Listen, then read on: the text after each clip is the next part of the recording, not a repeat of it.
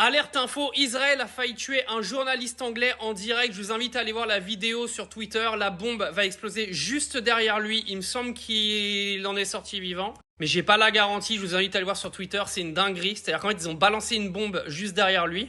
Deuxième news, l'Iran avertit que toute nouvelle attaque américaine ou israélienne contre ses infrastructures énergétiques entraînera une riposte massive à travers le Moyen-Orient. Téhéran affirme ne pas avoir voulu élargir le conflit aux installations pétrolières ni nuire aux économies des pays voisins, mais estime être entré dans une nouvelle phase de la guerre après les frappes sur son secteur énergétique. L'Iran déclare que les représailles sont en cours et prévient que toute nouvelle attaque mènera à la destruction totale des infrastructures énergétiques de ses adversaires et de leurs alliés. En gros, l'Iran se positionne sur la même longueur d'onde que celle de Donald Trump hier soir, qui a donc expliqué que si l'Iran continuait de bombarder les infrastructures pétrolières des voisins, ils allaient anéantir les structures gazières iraniennes. En gros, l'Iran répond exactement la même chose à Donald Trump, à une petite nuance près, c'est que c'est pas l'Iran qui a commencé à détruire les infrastructures pétrolières, c'est Israël. Donc Donald Trump ferait mieux de faire fermer la bouche à son petit chien israélien avant que ça finisse très mal, parce que eux, pour le coup, encore une fois, je le répète, l'Iran, ils se défendent. Du côté de l'Arabie Saoudite, il y a règlement de compte avec l'Iran. Donc déclaration du ministre des Affaires étrangères d'Arabie Saoudite, le prince Faisal bin Farhan Al Saud. Je ne comprends pas comment ils peuvent prétendre défendre les causes islamiques tout en attaquant les pays islamiques.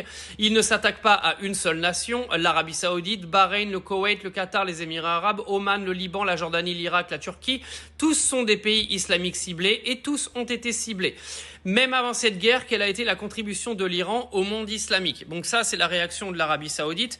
Il faut comprendre à un moment donné que comment vous voulez que l'Iran fasse autrement que d'aller bombarder les intérêts américains de ces pays-là. Il faut savoir qu'au Moyen-Orient et au Proche-Orient, il y a énormément de pays qui ont reconnu l'État d'Israël, qui ont signé la charte d'Abraham. L'Arabie Saoudite était à deux doigts de le faire juste avant les attentats du 7 octobre, qui pour moi sont clairement liés à cette signature de l'Arabie Saoudite pour les chartes d'Abraham qui reconnaîtraient l'État d'Israël.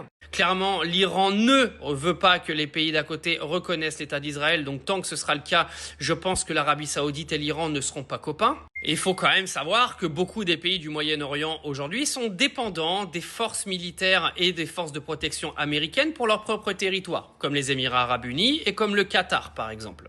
Donc, dans une stratégie de guerre, on ne parle pas d'intérêts islamiques en ce moment en Iran, on parle juste de toucher tous les intérêts américains au Moyen-Orient et d'isoler un maximum les États-Unis. Donc je peux comprendre que tous les pays et tous les dirigeants des pays d'à côté soient vénères, mais je pense pas qu'il faut s'en prendre seulement à l'Iran, il faut s'en prendre à Donald Trump qui savait exactement ce qui allait se passer. Vous allez pas me faire croire que la CIA ne savait pas que ça allait finir comme ça, faut arrêter de prendre les gens pour des cons. Vous savez que quand on lance une guerre comme ça, il y a un facteur risque. Je pense que Donald Trump n'a pas envisagé que l'Iran passerait la barrière de risque que les États-Unis s'étaient fixée en allant attaquer l'Iran. Et aujourd'hui, ce sont les pays du Moyen-Orient qui en payent les conséquences. Mais il ne faut pas s'en prendre qu'à l'Iran, il faut s'en prendre à Donald Trump et à Netanyahou.